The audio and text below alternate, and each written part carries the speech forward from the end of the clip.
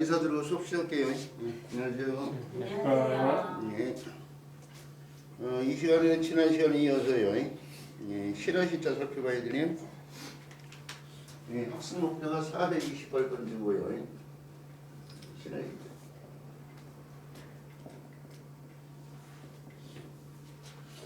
실화시자가 지금 우리 교재예요.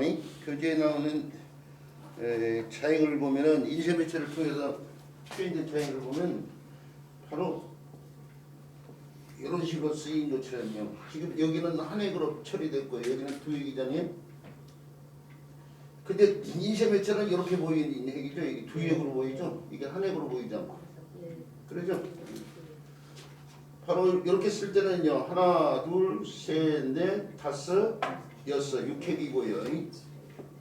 그 다음에 하나, 둘, 셋, 넷, 다섯, 여섯, 일곱 이럴 때는 7획인데요. 하나, 둘, 셋, 넷, 다섯, 여섯, 일곱이요.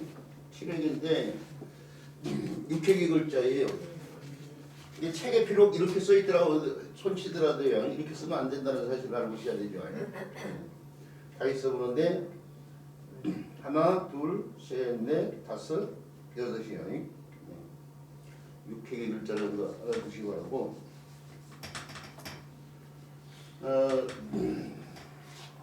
이 글자가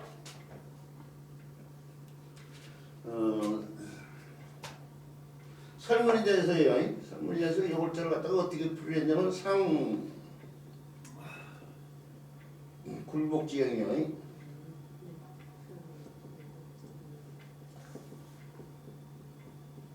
이렇게 풀이를 했어요. 자, 이게 코끼리 상이 있지만 본뜰 상자죠. 코끼리, 원래는 코끼리 상이지만은 본뜰 상자. 왜 본뜨사가 됐죠? 원래 옛날 중국은 오늘날보다 고온 5배였어요. 옛날에 중국은 오늘날에 비해서 고온 5배였는데 중국의 오늘날 영토로 봤을 때 중국의 남쪽에는 코끼리들이 살았어요. 원래 작년 재작년인가요? 그 밑에가 동남아시아겠죠. 중국 남쪽에 동남아시아 코끼리들이 중국으로 들어와가지고 여기서 배우고 돌아다니는 코끼리 무리가 있어가지고요. 중국 본토로 들어와가지고 그래가지고 뉴스에도 나오고 그런 적이 있었는데 그건 이제 예외적이지만 하여튼 지금은 중국 본토 안에서는 코끼리를 볼 수가 없거든요. 자연 상태에서. 근데 그 당시에는 코끼리가 살았어요. 그러니까 코끼리를 보고 코끼리를 그대로 그렸겠죠. 그래서 나온 글자가 코끼리 상태 아니에요? 근데 사라져 버렸네요. 날씨가 조금씩 더 추워지면서 이 아들이 동남아시아 쪽으로 옮겨갔겠죠. 그러니까 이제 볼 수가 없는 상태에서 머릿속으로 상상을 하면서 코끼리를 갖다 볼 수가 없으니까 상상을 하면서 본뜰 수밖에 없었어요. 그래서 본뜰 상태. 어쨌든 간에 그걸 지금 설명해야 될 상황이 아닌데요. 그걸 어떻게 하다 보니 그걸 설명했는데 굴복하고 있는 형태를 본떴다고 그거죠. 굴복하고 있는 무못하는요. 굴복하는 형태를 본떴다 이거죠. 그래서 예전에 한 10여 년 전이에요. 10여 년 전만 하더라도 뭐 대학교 교수분들이라든지 이런 분들이 쓴 책들 보면은 굴복은 형태로 이렇게 설명하는 책들이 됐어요. 다행히 요즘에 문자학자들이 활동을 하면서요. 문자학자들이 자꾸 지적을 하고 그러니까 그렇지 않다는 지적을 하니까 요즘에는 그런 책들이 거의 없는데 한 12년만 하더라도 굴복은 형태로 그대로 설명을 했어요. 설문의자에 그대로 쫓아서 이게 설문의자에 나온 글이에요. 근데 이게 잘못된 게 아니라니까요. 그래서 오늘날은 이제 대부분 책들이요. 거의 다행스럽게요. 옳게 얘기하고 있는데 그 옳게 얘기하고 이 뭐이나 우리가 알고 있는 글자 가운데 눈목자가 있죠. 눈목자. 이게 눈목자가 있는데 그 눈목자가 사실은 눈의 형태를 갖다가 문자로 만들기 위해서 반듯반듯 액적 증경 12 이렇게 되는데 그걸 세운 거란 말이에요. 옛날에 축강 같은 데다가 글씨를 쓸 때 이렇게 쓰기보다는 이렇게 쓰는 게 더 편했으니까 그래서 글씨가 세워진 거죠. 그 눈목자의 눈동자 힌트가 바로 요거인데요. 요거인데 그 눈동자를 강조시켜 가지고요. 강조시켜서 이루어진 글자가 바로 신의 신자예요. 그러니까 이게 곧 눈과 관련된 글자죠. 굴복한 형상하고 전혀 관련이 없고 눈과 관련된 글자예요. 이게 눈과 관련된 글자라는 걸 알게 해주는 것이 글자가 있어요. 그게 뭐냐면요. 자, 눈이 사람의 눈을 갖다가 펴는 건데 사람 형태예요. 이게 사람 형태인데 이게 사람 형태, 사람 형자 고문자죠. 이게 그림이 아니고 문자이다 보니까 사람의 눈이 머리 부분에 있단 말이에요. 머리를 이렇게 조금 더 연장시켜 가지고 거기다 눈을 이렇게 표현하고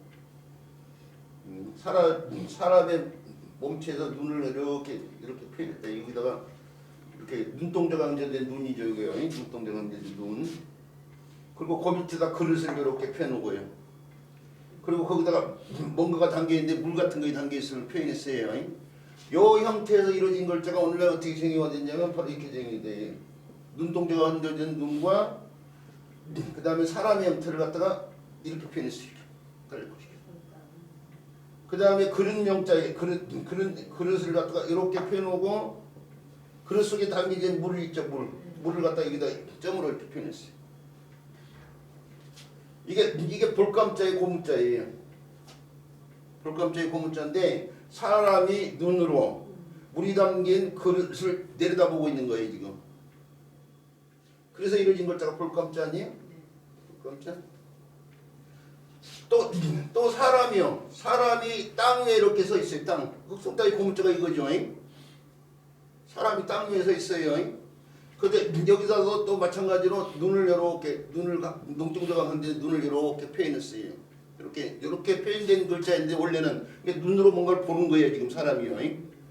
보는데 뭘 보고 있냐면 호재에 이제 각골문에 이렇게 표현되다가 호재에 뭐가 표현되냐면은 달이 표현돼. 달.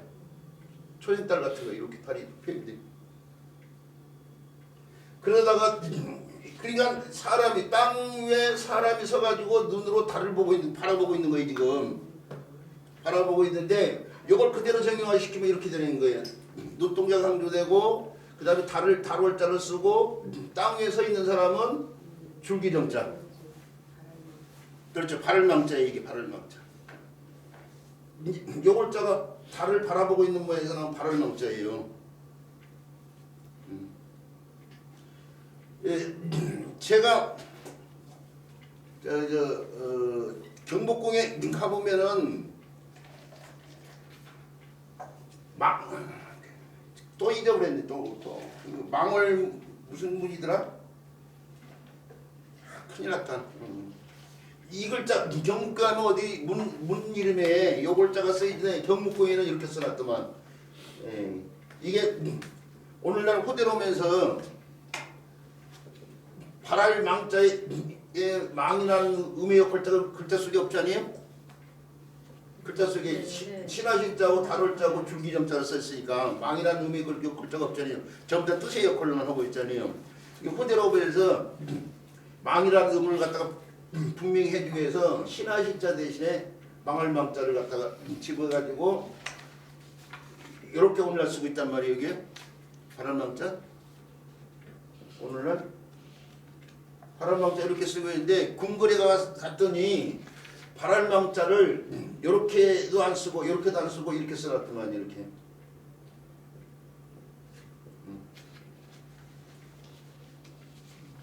궁궐에다가 발할망자를 쓸 수가 없잖아. 그죠? 그러니까 본자를 택했는데 본자를 그대로 쓰지 않고 임금이 사는 곳이라서 그랬는지 줄기정자를 임금왕자로 바꿔서 이렇게 썼더만. 그 문 이름을 갖다 제가 까먹었어요 지금. 망 뭐였는데 망 무슨 문이었는데 그러니까 오랫동안 생각 안고 있다가 갑자기 얘기를 하고 자꾸 이렇게 이런 실수를 자꾸 하는데 큰일 났어요. 자, 차후에요. 우리 선생님들한테 제가 사진을 하나 보내드릴게요. 제가 찍어놓은 사진이 있거든요.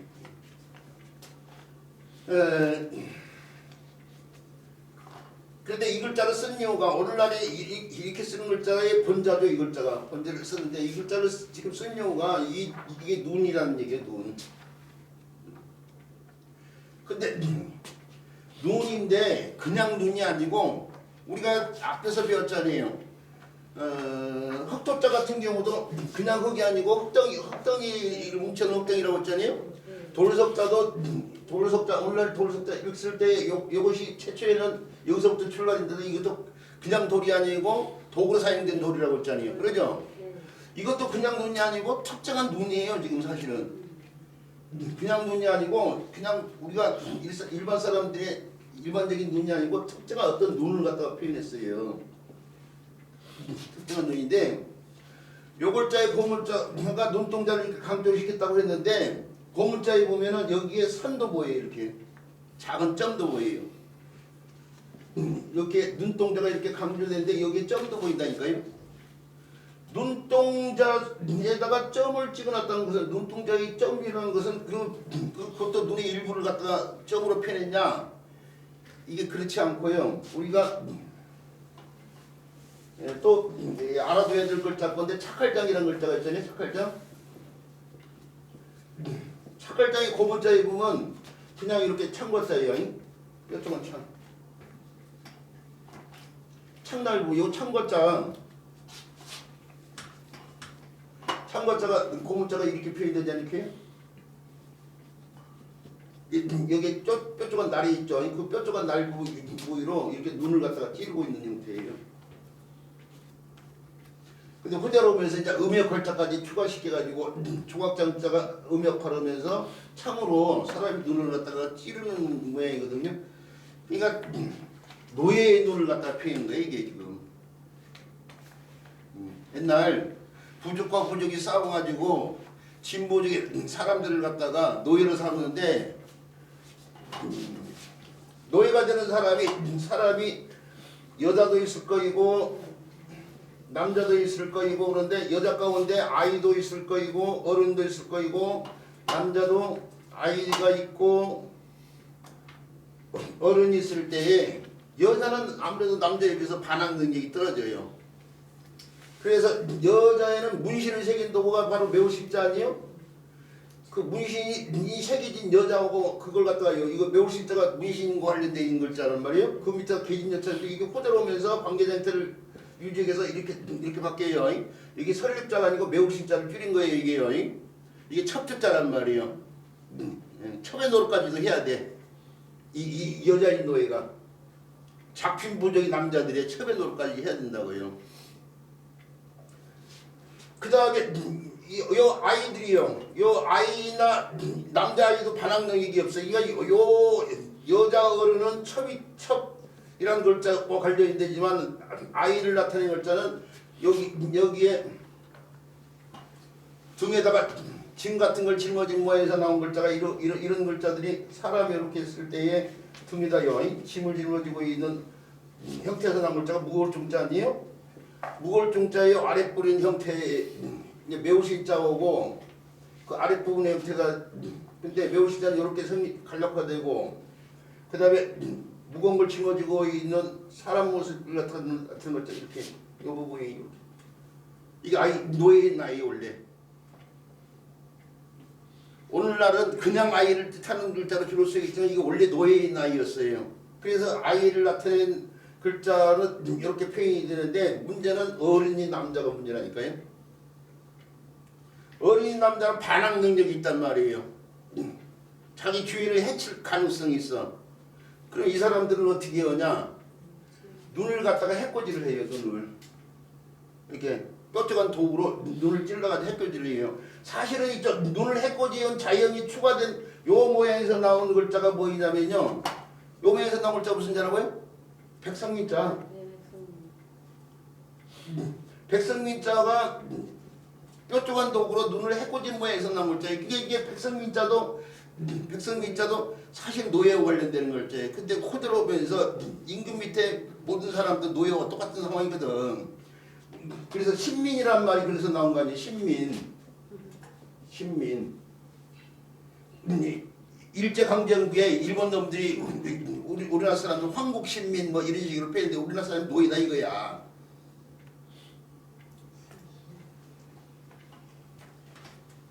자, 눈을 해코지 했는데 그게 노예의 눈을 갖다 패는 거지. 우리가 이 글자의 뜻 있죠? 이 글자의 뜻. 이 글자의 뜻이 신한데요. 신한. 한자로 쓰고 내내 이 글자를 갖다 쓰죠. 신한데 국어사전에 찾아보면은 신하고 같은 말로 나와 있는 어휘가 있어요.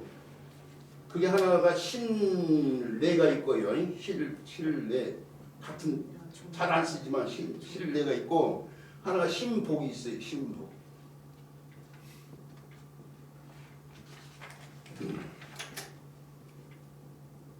신복.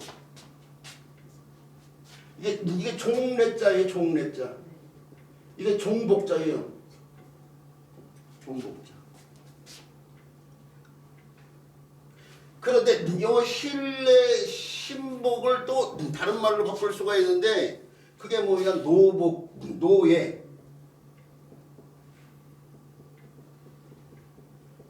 노복으로 바꿀 수 있어요. 노복.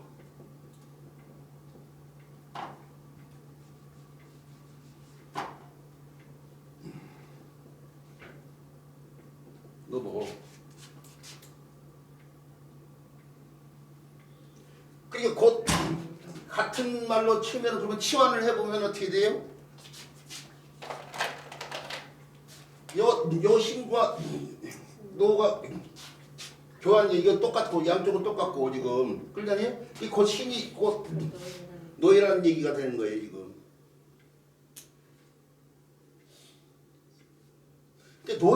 노예인 사람이 눈이라니까 이 사람이. 착갈장에서 보듯이 해코지를 해가지고요. 해코지를 해가지고 반항력을 떨어뜨려요. 눈 하나를 해코지하면은 행동 반경이 폭이 좁아진다고요. 그리고 해코지는 순간에 의기가 꺾여. 그래서 다르기 쉬워지는 거죠. 그 사람이 바로 이 사람이. 우리가 사실은 있죠. 그런데 요 신화가 그러면은 요 신화가 어떤 신화냐? 최초의 신화는 이게 상대가 되는 뜻이 신화의 상대가 되는 뜻이 뭐예요? 임금이죠. 임금. 근데 우리가 흔히 임금을 뜻하는 글자가 여러 글자가 있지만은 뭐 임금왕도 있고 임금제자도 있고 뭐 임금호자도 있고 그러지만 흔히 임금을 뜻하는 글자가 임금왕자고 임금군자로 쓰잖아요. 그러죠? 요 신화 시절 상대가 되는 글자가 왕이에요, 군이에요. 군신요리 이런 말들 알 수도 있고 군이죠, 군. 왕신이라는 말은 없잖아요. 군신이라는 말은 있어도 왕이 아니고 군이에요, 군. 근데 이 군이 오늘날 임금군 하고 있지만은 이게 저 수학이 연산기호로 이 두 개의 관계를 갖다가 표현해 보면은 왕과 군을 갖다가 수학이 연산기호로 표현하면은 왕이 더 훨씬 큰 의미예요. 그때 호대로 오면서 의미가 확대돼 가지고 거의 같은 말로도 쓰이고 있는 상황인데 이게 훨씬 큰 말이라니까요.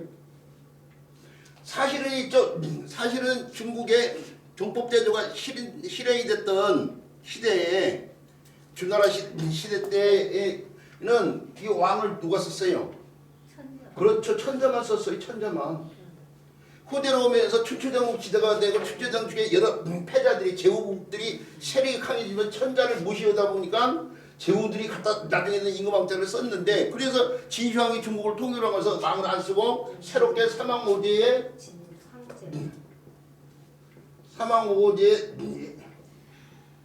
황과 제를 빼서 황제란 말로 바꿔서 썼단 말이에요. 왕이란 말 자체가 의미가 퇴색이 되어버리니까. 그런데 군은 과연 어떤 상황이냐 이게 종법제도로 봤을 때 조금 전에 종법제도일 때 그러니까 최초에는 이게 천자가 있고요. 그 다음에 제후가 있고요. 그 다음에 뭐가 있어요? 대부가 있죠. 그 다음에 사들이 있어요. 그래서 사하고 대부가 사대부 그런 거 아니에요? 그 다음에 서인들이 있어. 일반 서인들. 그 다음에 그 밑에가 노예가 있는 거예요. 지금 노예가. 여기 노예요. 노예가 있는데 이 천자가 왕이라는 명칭을 쓰다가 나중에 제후들도 왕이라는 명칭을 쓰잖아요. 네. 나중에 제후가 천자의 지위를 무시하면서 대부가 되는 사람들이 쓰는 게 군이요. 우리가 맹상군, 뭐 신능군, 뭐 이런 전국 사군들 보면은 군이 대부들이 쓰는 거예요. 그걸 달리 또 군자라고도 하잖아요 지금. 우리 조선 시대도 군주 시대인데 조선 시대도 보면 조선왕조실록에 보면은 왕의 칙을 못 받은 사람이 연산군하고 광해군이 있잖아요. 그때 쓰는 잖아요. 우리가 저 왕의 아들 조선의 왕의 아들을 부를 때 뭐라고 그래요? 대군이라고 부르고 양녕대군, 효녕대군, 충녕대군 할 때처럼. 그리고 서자는 또 뭐예요? 그냥 군이라고 부르는데 그 연산군 광해군이 바로 그 당시 명칭 그대로 쓰고 있잖아요. 이 사람들은 저 실록에도 뭐 태종실록, 세종실록 하지만은 이 사람들은 연산군이나 광해군은 실록이라는 명칭을 못 쓰고 일기라는 명칭을 쓴다면 그래서 광해군 일기, 연산군 일기 그러잖아요. 왕 대접을 못 받아가지고 왕이 죽으면 죽었어도 왕이잖아요. 그러면 제사를 지내서 만든 게 뭐예요? 종묘란 말이에요. 종묘. 종묘에 들어가면 연산군하고 광해군 지표가 안 모셔져 있어요. 왕으로 시급을 못 받았기 때문에. 그러니까 격이 하나 낮춘 거예요. 왕보다 격이 하나 낮춘 게 군이에요. 지금 사실은. 이 군이 곧 종법제도로 보면 대부급에 해당되는 거예요. 지금 이게 사실은. 이 천자가 다스린 나라를 갖다가 만승지고 천승지고 그런단 말이에요. 대부가 다스린 나라는 뭐라 그래요? 백승지가라고 하잖아요. 백승지가. 백승지가. 우리가 국가라는 말이 거기서 나온 거예요. 만승지국의 국어하고 가를 합쳐가지고 국가라고 여기서 나온 건데 바로 이 대부의 가신인 거예요. 이 사람들이. 대부의 가신. 노예인 이 사람들이 대부의 가신으로 쓰는 사람들이라고요. 원래.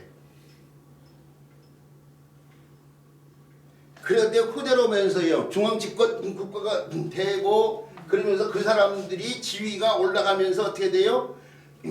왕의 임금에 상대되는 말로 격상이 됐다 뿐이지 원래는 가신 노릇을 했던 사람들이라니까 이 사람들이.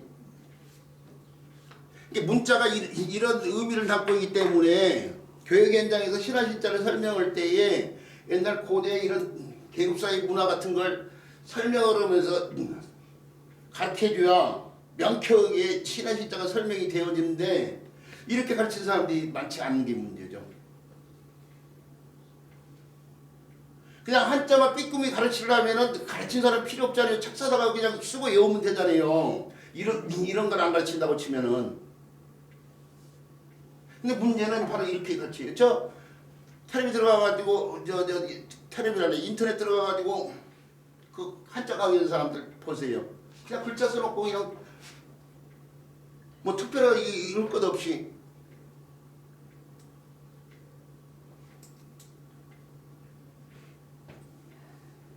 우리는 그러지 말자고요. 그러지 말자고 지금 이렇게 귀한 시간을 할애해가지고 나와 계신 거 아니에요? 자, 이참에 신화신자가 어떻게 만들어진 글자인지를 명쾌하게 알고요. 현장에서 지도하기 바라고요. 물론 이 글자를 놓고 더 설명해야 될 부분이 없잖아 있지만은 뭐 한 글자 가지고 너무 길게 얘기할 수는 없으니까 이 정도로 신화신자 설명을 드리고요. 요 글자가 음의 역할을 하는 글자를 살펴보는데요. 음의 역할을 하는 글자를 살펴보는데 신 초성이요. 신자의 초성이 시옷이고 중성이고 종성이 니은인데요. 이거 치은 계열이죠. 같은 치은 계열이 교환될 수 있잖아요. 이렇게 친. 그런데 이게 지읒 칠 같은 경우는 구개음이에요. 구개음 가운데 경구개음이거든요. 근데 연국의 음이 바로 뭐냐면 기욱이나 이응이에요. 그래서 기름을 짜다 하는 교환이 이루어지는 것이 바로 그거예요. 예, 기리질퍽질퍽하다 기리질퍽질퍽하다 하는 말이 있는 것도 그거예요. 지금 많이 춥나요? 많이 추워요? 이게 혼집이 나오니까 숨을 쉬는데 좀 몰랐는데 뒤쪽만 키우면 안 될까? 앞쪽은 좀 크고. 제가 숨을 쉬는데 속은 좀 올려주세요. 그래서요. 이게 기욱자로도 연국의 기욱자로도 바뀔 수 있어요. 연국인데 우리 지난 시간에 7숫자가 의미역하는 글자 가운데 넙덕자리 고자가 7수가 9가 되고 여기서처럼요. 시옷자가 9가 되고 음이 좀 더 바뀌어서 곱까지 왔잖아요. 새끼양고자 이런 글자들에서도 마찬가지 이거예요. 그래서 그런 걸 적용하면 신이 긴이 될 수 있어요. 긴이 될 수 있는데 긴이라는 말을 배우기 전에 이 긴에서 좀 더 변화된 견부터 배워야 되네. 이렇게 이게 손으로 단단히 붙잡고 있는 거예요. 그래서 단단할 견이라는 글자 이게 단단할 견.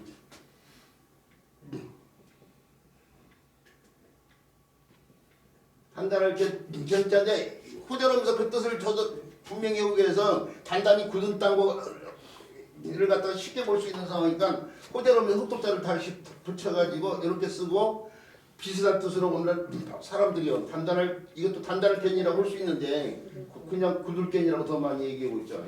근데 같은 데서 분화돼 나온 글자예요. 견고하다 뭐 할 때 쓰는 글자 견인불발.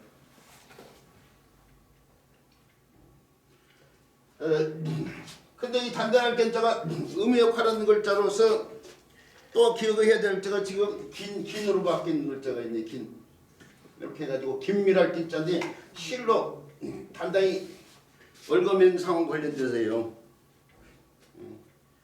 이 굳게 얼굴 긴 하는 글자인데 오늘 이제 긴밀할 긴이라고 더 많이 얘기하잖아요. 엎는 거 실로 엎는 거예요. 저는 그렇게 해서 굳게 엎다 해서 다시 나온 뜻이 긴밀할 긴이라고도 오늘날 흔히 얘기하죠.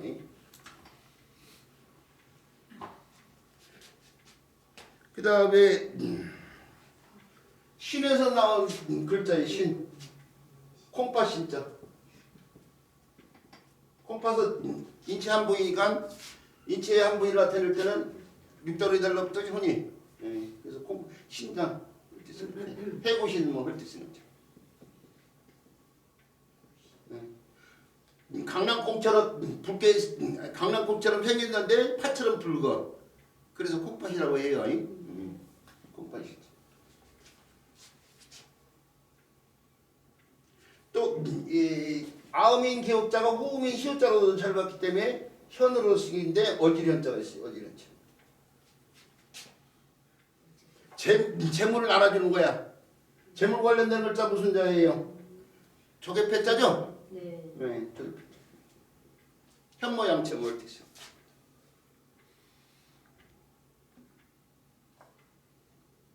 그래서 이런 글자들이 신화신자하고 관련된 글자고 거기서 더 나와가지고 마지막 동성이 탈락되면서 세운다고 해서 세울 숫자예요.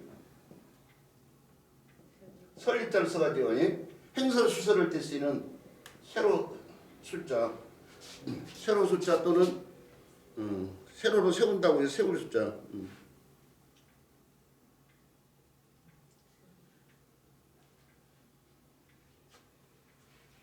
그 다음에 현과 좀 비슷한 벼슬 한자예요. 가신 집에서 노릇을 벼슬 한자까지도 신화진자가 글자 구성에 도움을 해서 음의 영향을 미치고 있다고 본다 이거죠. 자, 신화신자하고 유기적 관계를 맺고 있는 글자예요. 단단할 견자예요. 굳을 견자, 그 다음에 콩팥신자, 굳게 얼굴 긴자, 어지련자, 세로숫자, 벼슬한자. 음의 변화가 좀 있어 보이지만요. 서로 유기적인 관계를 맺고 있는 글자란 것 알고 줄기를 삭삭처럼 엮어가지고요. 엮어가지고 기억을 해주시기 바랍니다. 자, 신화신자에 대한 설명 여기까지 하도록 하고요. 그 다음에 몸신자.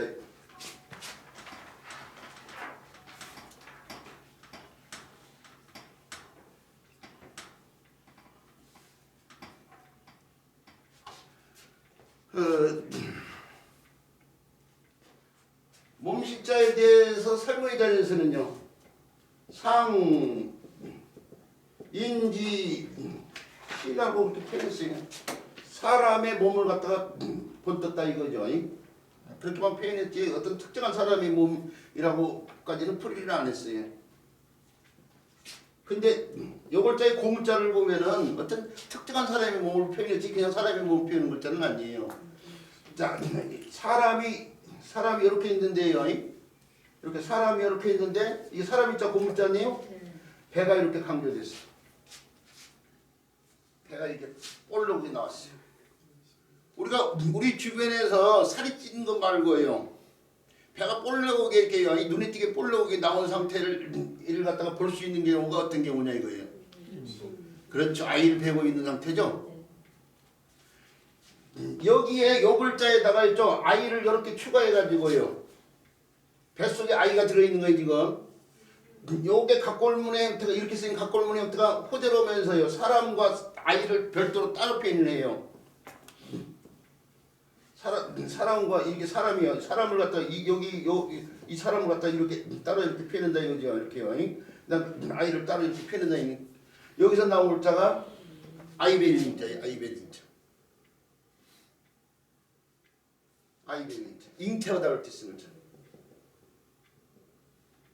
자, 그런데 요 글자의 고문자는 여기 아이 대신에 공간이 좁잖아요. 점으로 이렇게 표현했었죠. 아이를 잉태한 게 원래 아이가 작은 점에서부터 시작되잖아. 최초의 아이 엄마 모태에서 아이가 생길 때는 그렇죠. 처서히 사람의 형체를 갖추고 가는 거 아니에요? 엄마 뱃속에서 이 최초는 이렇게만 표현됐어. 최초. 그러다가 호대로 오면서요. 호대로 오면서 바로 그 형태의 선이 추가돼. 선. 이 선이 문제야. 이 선이 문제예요. 이 선을 놓고 흔히 문학자들이 주장하는 견해가 꼬리뼈를 나타냈다고 하는 사람이 있고요. 제 주장이에요. 이 문학자들이 이 견해요. 꼬리뼈를 나타냈다고 하는 사람도 있고 또는 지면을 나타냈다고 하는 사람도 있고 그래요. 근데 여기다가 더 제 견해를 더 추가해가지고 한 두 개를 더 얘기하면은 이 꼬리뼈를 갖다 특정하게 표현했을까 이거예요. 꼬리뼈, 엉덩이대. 그게 아니고 옛날 고문자를 보면은 이게 무릎 가운데 이제 선이 이렇게 들어가는 건데 가운데 부분이 어떤 부위요? 다리 가운데 부분이 무릎이죠 무릎. 가운데 부분. 무릎 구부린 데 굽힌 데 보면 어떻게 접히는 부분 있잖아요. 이게 무릎에 접히는 부분을 나타냈다는 거 이 꼬리뼈보다 더 타당성이 있어 보여. 사실은 고문자를 들여다보고 있으면은 이제 우리 지금 책에 몸이 강제 옛날 다산을 숭배 사상이 있었기 때문에 옛날에 뭐 벽화라든지 옛날에 토 같은 데 보면은 이렇게 배가 강조된 풍만한 형태의 이게 벨렌더로프의 비너스라고 해가지고 석기 시대 때 이게 토구인데 이게 몸을 갖다 풍만하게 임신한 여자를 갖다 강조한 거거든요 이게. 근데 그 다리 부분에 꺾이는 부분 거기를 갖다 표현했다 이거예요. 아니 이제 무릎에 꺾이는 부분, 무릎에 접히는 부분. 그게 더 꼬리뼈보다 더 타당성이 있어 보여요. 만약에 이게 사람들이 꼬리뼈를 자꾸 얘기하는데 저는 꼬리뼈를 보이지는 않아요. 만약 신체의 특정 부위라면 이쪽 부분이 더 타당성이 보이고 이게 지면이라고 했는데 고문자에 보면은 지면은 발 밑에 있어야 될 거 아니요? 발 밑에 있는 자형은 제가 들여다본 자료에는 하나만 나와 있고 20개 고문자 가운데 각골문이 20개가 있는데 20개 정도가 있는데 요거 밑에 가는 건 하나만 있고 딱 하나만 있고 다 19개가 어떻게 돼? 다 여기가 있거든요. 그래서 지면이라는 걸 적용시키기에는 조금 미흡한 감이 없지 않아 있어요. 지면으로 보이지는 않고 무릎에 접히는 부분이 아니면은 하나 더 추가해서요. 허해. 허해. 글자가 요것이 없는 상태예요. 요것이 없는 상태라면은 글자가 균형이 위에 팔이 이렇게 되는데 밑에는 좀 위에 오고 상체하고 하체하고 균형이 안 맞잖아요. 균형을 잡기 위해서 사람들이 글자를 쓸 때에 보기 좋게 쓰고자 하는 심리적인 그런 느낌이 포함된단 말이에요. 호대로면서 상형성을 잃어버리고 보기 좋게 쓰려는 욕구가 반영이 되면서 그러면서 균형을 잡기 위해서 상하의 균형을 잡기 위해서 들어간 허액으로 볼 수도 있어요. 제 판단으로 봤을 때는. 근데 이 네 개 가운데 정로는 없어요. 사실은. 정로는 없는데 우리 선생님들 현장에서 만약에 교육을 할 때 이거 뭐냐고 할 때에 이것 말고 또 다른 걸 견해를 반영해서 설명해도 상관없고 아니면은 이 가운데 하나를 들어서 설명해도 상관없고 지금 그런 상황이에요. 정론이 정해진 의론이 없어요 지금.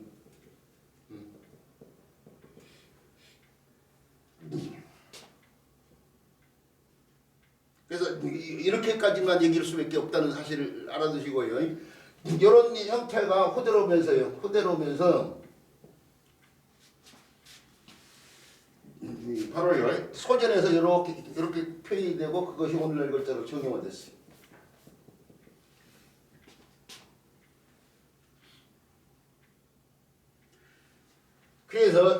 그래서 이 글자의 최초의 본인은 그냥 몸이 아니고 아이를 베고 있는 몸과 관련됐어요. 아이를 벤 몸인데 후대로면서 아이를 벤 몸을 나타내는 글자는 계집여자를 이렇게 붙여요. 이렇게. 그 아이를 베면은 몸을 소중히 오다 보니까 몸의 뜻으로만 쓰이고 있는 거예요 지금. 몸은 함부로 하지 않잖아요. 그 몸의 뜻으로만 쓰이는 순간 아이를 베다의 뜻은 계집여자를 붙인다니까요.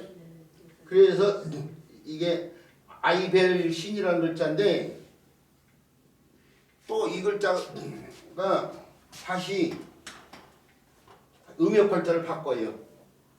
우리가 자치적자를 이렇게 쓰다가 이 자치적자는 자치적 그러죠? 자치적자 물론 요 글자는 요 글자하고 또 같은 글자죠. 이렇게요. 이렇게 쓰는 것도 같은 글자인데 근데 음역글자가 뭐예요? 또 여기라는 글자 아니요? 여기 단모가 되면서 어기 되고 어기 석 과일이 과시된 거 석, 적, 척 이렇게 더 바뀔 수 있는데 그때 적자지 아니에요 지금? 근데 옛날 사람들이 확실하게 적으로 익히는 글자로 바꾸고 싶은 거야. 그래서 어떻게 돼요? 호대면서 이렇게 해가지고 호대를 책자로 이렇게 바꿔가 책이 또 차이가 이것도 써놓고 나서 보니까 좀 음이 차이가 있는데 이 글자 음역글자 이렇게 바꿨단 말이에요. 요것도 음역글자가 바뀌어요. 떼신자로. 떼신자로. 요것과 요것은 거의 비슷비슷하게 쓰이는데 오늘날 요것은 거의 안 쓰이고 요것이 쓰이고 있어요. 예를 들어.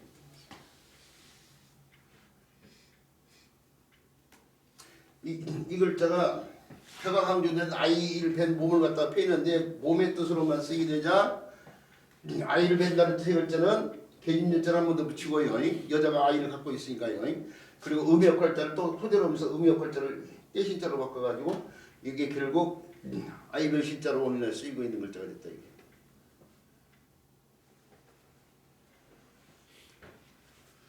자, 신원서판이라든지요.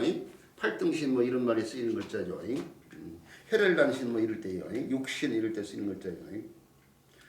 자, 그런데 이 글자는 다른 글자 구성에 도우면서 음의 역할하는 글자가 분화된 나온 이런 글자가 있고 그걸 다시 이렇게 바꿔 쓰고 있지만요. 이런 글자 외에는 다른 글자 구성에 도우면서 음의 역할하는 글자가 없기 때문에요. 이 글자 자체만 이렇게 기억을 해 주시기 바라고요. 그 다음 글자로 넘어갈게요.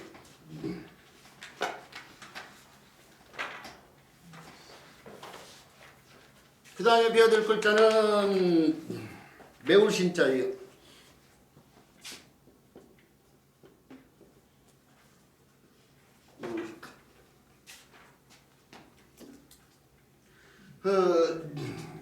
요 글자의 고문자는 그냥 이렇게만 표현됐던 글자, 이렇게. 최초의 글자.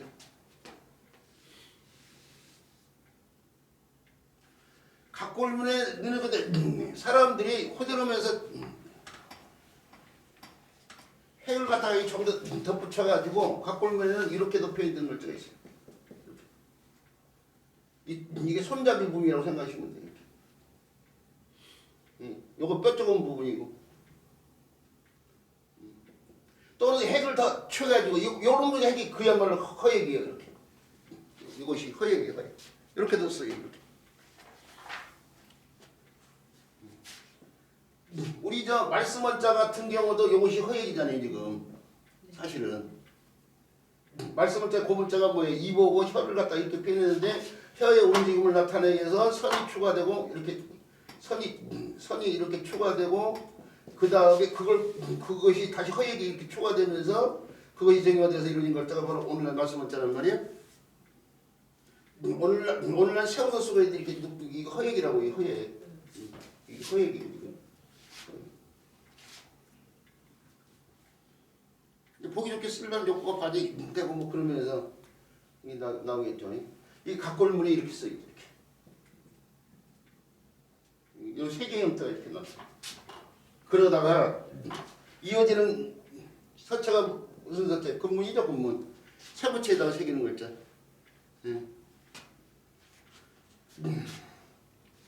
그 이어지는 글자는 요 형태 그대로 영점 옮겼는데요. 여기다 점이 더 추가돼요. 이 점은 뭘로 보이냐면은 이게 문신을 새긴 도구라고 있어요. 문신을 새기는 도구. 문신을 새기는데 이마 같은 데다가 옛날에는 우리 저 춘우라는 드라마에서도 보듯이 노예노자 같은 거 써놓잖아요. 그러면 검은 먹 같은 걸 이용해. 그게 먹물 같은 걸 표현했다고 생각해야 돼.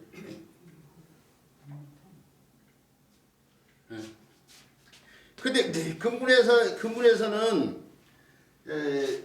이게 점은 그대로 오면서 뭘로 바뀐다고요? 선으로 바뀐다고 했죠? 짧은 선. 그래서 근문에서는 이렇게 표현되기도 하고요. 또요. 또 이렇게 표현되기도 해요. 그러니까 이것도 이게 선이 이거 반드는 선이 이렇게 바뀌는 것은 위에 오고 균형을 잡기 위해서 이것도 이렇게 위에 오고 상대가 되니까 이렇게 바뀌는 상황이라고 봐야죠. 이 근문의 형태, 근문의 형태. 근문의 형태. 그러다가 소전이 와서 이어지는 서체가 소전이라뇨. 물론 대전은 육국문자까지 포함해서 막 복잡하게 쓰이고 정형된 형태가 없어요. 막 글자가 막 다양하다 보니까 참조를 나누지 못하니까 우리가 오늘날 문자 변화를 갖다가 흔히 얘기할 때 각골문, 근문, 소전을 대전을 들지는 않잖아요. 이게 이런 식으로 표현되죠. 이런 식으로. 그것이 이제 해설을 통해서 오늘날 이 글자를 이렇게 정의가 됩니다.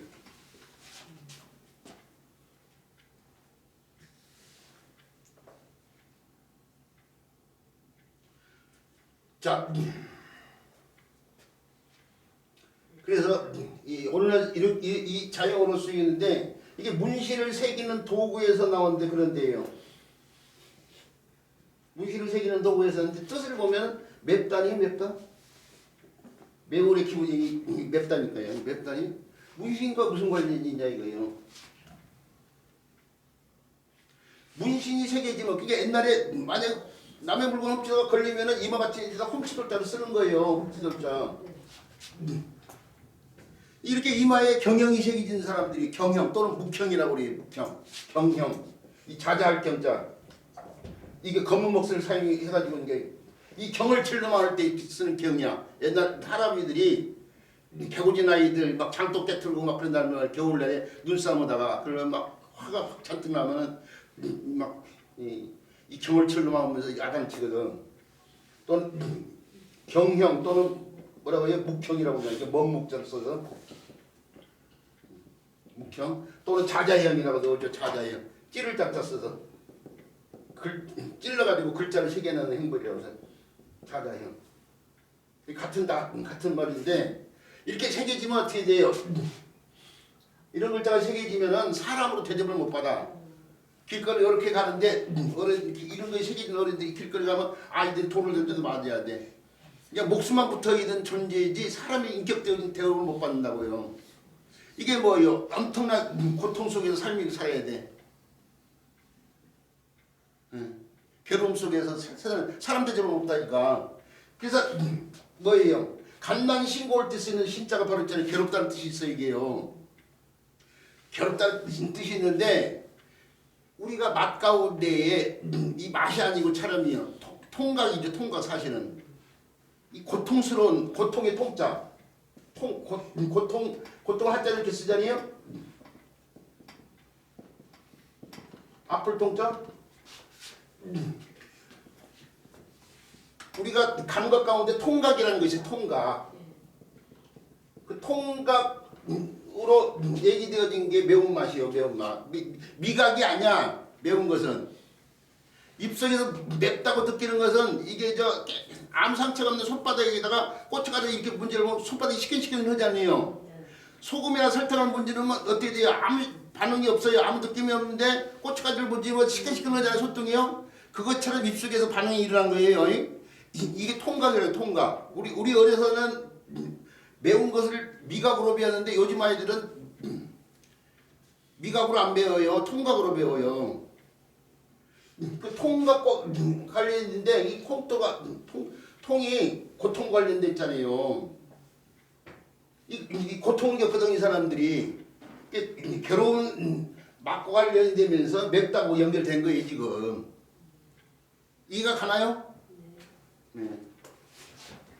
그래서 이제 맵다는 뜻으로 처음에는 뭐 괴롭다 그런 뜻으로 많이 섞었죠. 그런데 워낙 맵다는 뜻으로 많이 쓰다 보니까 오늘날 매우시면시로 보이는 거예요 지금. 인신이 됐더니. 근데 지금 맵다는 뜻으로 쓰이는 단어가 별로 없죠. 진짜가. 아니 향신료 막 이런 것들 향신료라든지 맵다로 쓰이 신라면 매운 라면이잖아. 신라면 뭐 그런 것들이 맵다는 게 신라면 신자는 매워서 신자 쓴 거 아니에요. 근데 아이들이 그냥 느낌으로만 요즘은 눈으로만 이렇게 영상으로만 받아들이는데 실질적으로 칠판에다가 이렇게 가지고 이렇게 써놓으면 프로라면을 읽는 아이들 많다. 프로 언뜻 보면은 프로 읽는데 프로 우리말로 한글로 받아들여가지고 프로라면.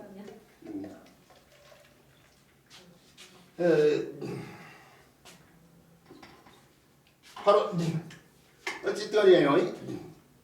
그래서 맵다는 뜻으로 쓰이는데 요 글자가 이제 그렇게 해서 이 매운 시자가 되는 글자 요 글자가 다른 글자 구성에 도움을 줘서 이제 음의 역할하는 글자를 살펴봐야 되는데 그게 이제 문제예요. 이게 간난신고 뭐 향신료 뭐 신라면 뭐 이렇게 쓰이는 글자고 요 글자가 쓰이는 의의가 우리 책에도 보면은 뭐가 있어요. 신랄하다. 뭐 이런 말들이라든지요. 오신채도 맵다는 뜻이겠네요. 5가지 매운 채소. 불가에서 금하는 5가지 채소가 오신채 아니에요? 네.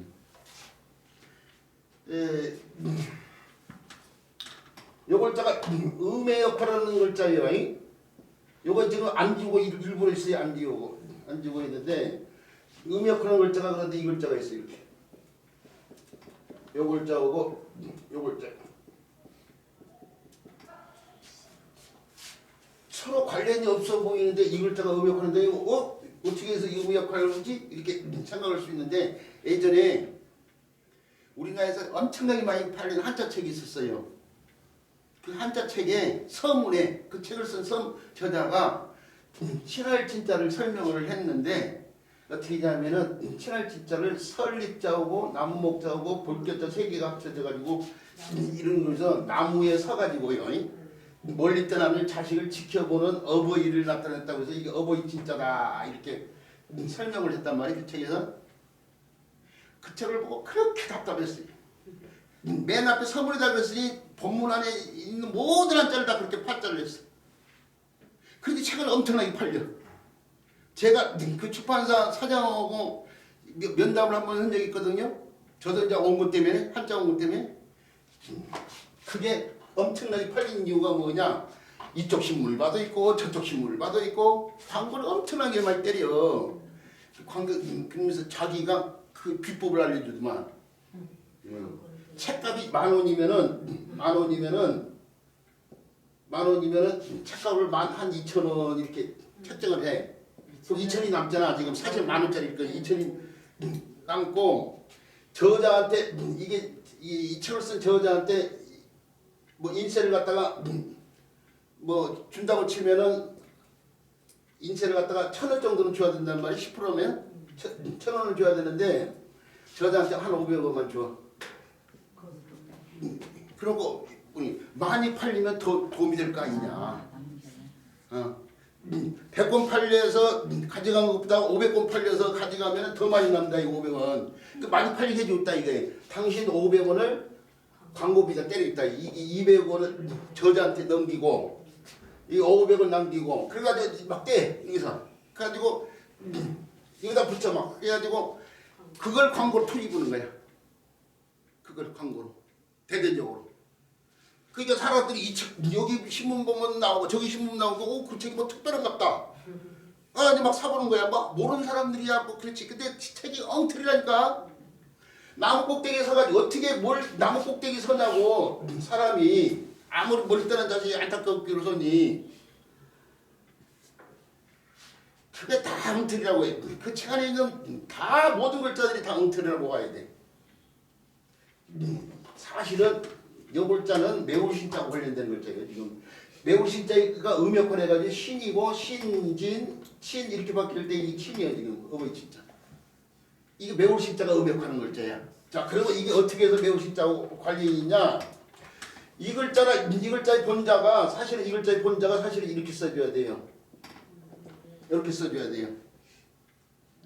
요 글자의 본자도 이게 사실은 제가 지금 잘못 썼어요. 연결이 시켜줘야 돼 이렇게요. 진짜 본자를 쓰려면은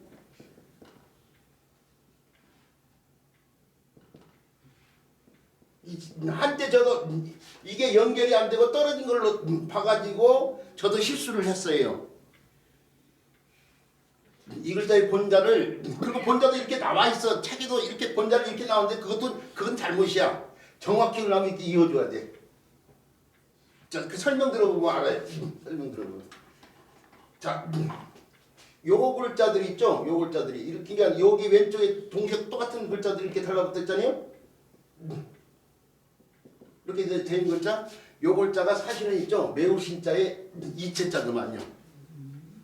이체자야.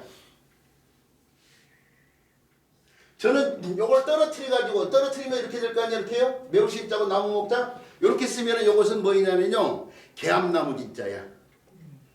그래서 떨어진 글자로 봤기 때문에 예전에 제 수업 들으신 분이 이제 재교육 받아야 되는 이유가 이걸 개암나무 진자로 봤어요. 개암나무. 맞아요.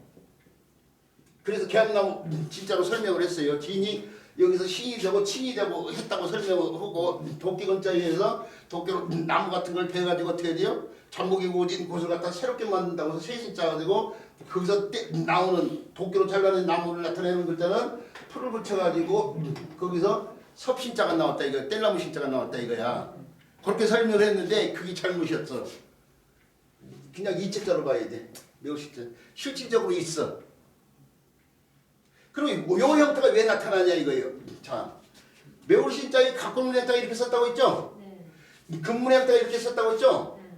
근데 이 세신자나 칠월지자의 근문자 이걸 보면은 도끼 형태 옆에 이렇게 요 글자가 달라붙어야 될 거예요. 지금 요 형태가 이런 형태가 있어요. 이런 형태.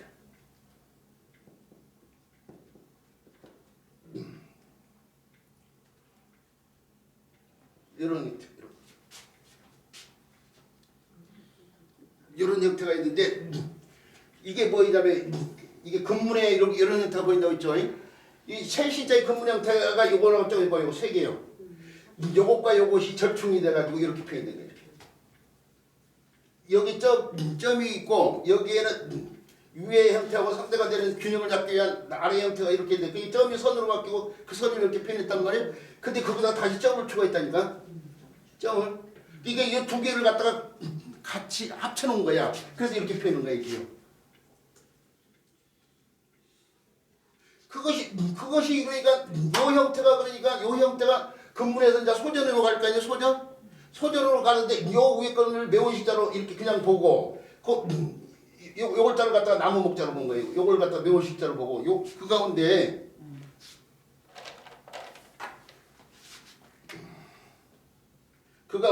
요걸 자를 매운식자로 보고 요건 점자 선으로 여기서도 선으로 바뀌었죠.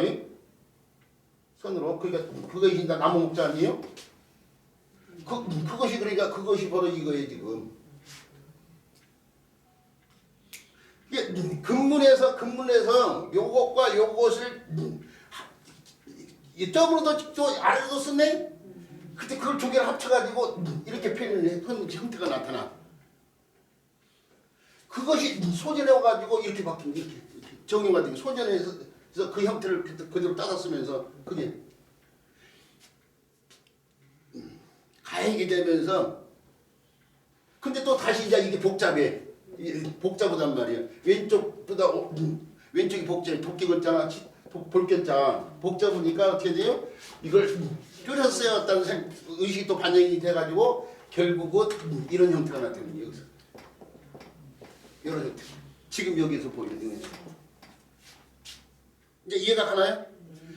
그러니까 개암나무 진짜하고도 상관이 없고 이게 매울 신자가 가액이 되면서 획들이 가액이 되면서 그냥 이렇게 바뀌었다가 줄어들어서 이렇게 쓰고 있는 셈이고 그리고 분자는 거기에서 바탕에 있던 매울 신자는 반동으로 쓸 때는 이렇게 쓰고 있는 거예요. 개암나무 신자는 잊어버려요. 그렇죠. 네. 죄송합니다. 그동안 잘못 기억이 그런 것들이 이해 못해. 왜 그러냐면은 제가 이걸 이렇게 바꾸게 된 게 그냥 계기가 뭐냐면요. 구글 자료를 들여다보면서 사실은 4, 5년 이전에는 구글 자료를 안 들여다봤어요. 근데 한 4, 5년 전부터 구글 자료를 하니까 생각보다 엄청나게 많은 자료가 있는데 자료를 자세히 들여다보니까 이게 이어져 있네? 그리고 예측자로 나와 있네? 그래서 이거 이렇게 개암나무 진짜로 설명은 안 되는구나를 알게 된 거예요. 그건 이제 그걸 이번 책이 반영인데 그렇게 고쳐드려야 될 글자들이 간혹가다 나와 지금. 근데 그 옛날 수업 드신 분들 그래서 재교육 해드리고 싶다는 얘기가 그 얘기예요 지금. 이게 100%예요. 이게 마지막 버전이에요. 네. 다른 버전 없어요. 이제 더 이상 자원 연구 안 한다니까요. 지금 하고 있는 이 수업의 내용이 제가 자원 공부의 마지막 버전이라고요. 더 이상 자원 연구 안 해요. 이제 지금은 사실은 자원 연구 안 해봤던 걸 하겠죠.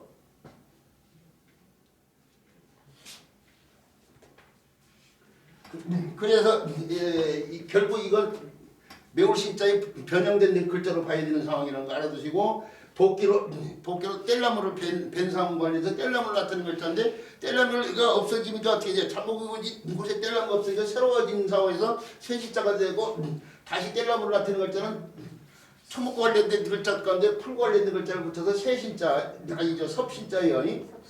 섭을 누르고 불로 들어간다 할 때 섭이에요. 이 글자를 통해서 섭이란 게 뗄나무라는 걸 알고 그리고 우리가 섭을 지고 불로 들어간다 할 때 섭이 뭐냐고 물어보면은 아이들 대답을 뗄나무를 말한다 하고 알게 되겠죠. 한자교육 이게 장점이 그런 데 있어요. 섭이 뭐인지를 배우는 기회가 되잖아요. 여기 섭에서 옛날 사람들이 섭을 가지고 다리 같은 걸 놨어요. 다리. 냇가에 물이 흐르는 데다가 나무를 이렇게 얹혀놓고 그 섭을 갖다가 이렇게 얹혀가지고 흙을 좀 깔고 해가지고 그게 섭다리예요. 섭다리가 거기서 나온 거라고. 근데 이게 섭이라는 걸 굳이 가르치고 싶지 않았던지 사람들이 어느 순간 섭을 달리 뗄나무라고 한다고 했죠. 그래서 오늘날 사람들이 뗄나무신 때문에 보고 있는 거야. 그러면 섭이라는 말을 배울 기회가 없어지고 그 아이들은 섭을 지고 불러 들어간다는 말이 섭이 뭐인지를 모를 수가 있어.